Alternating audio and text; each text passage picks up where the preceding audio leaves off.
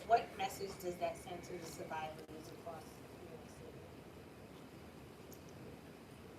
City?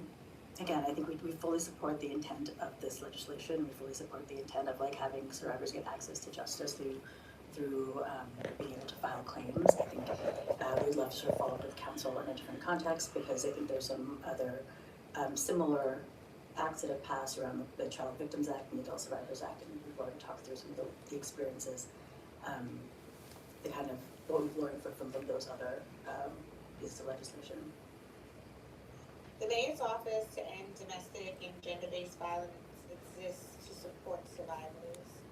How does that mission square with the administration's litigation posture, which has the effect of silencing survivors and denying?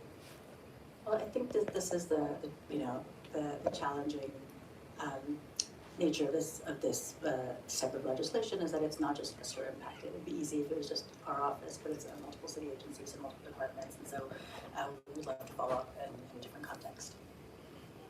I would have loved to have had the conversation prior to the hearing, so that we could have a meaningful conversation about the bill.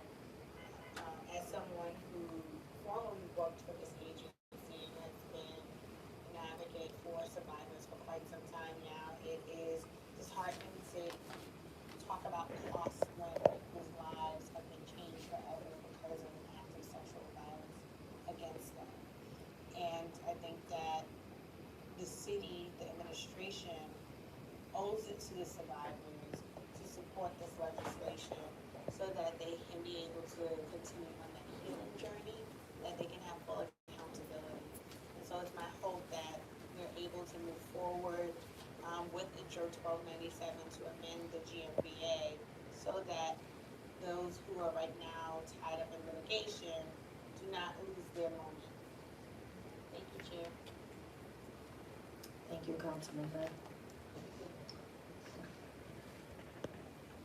The federal government has reduced many agencies and initiatives that track data across the United States. How has NGVV work been impacted by cuts to federal research and initiatives? Please share why. Yeah, we have not experienced any reduction of information that we need from the federal government at this time.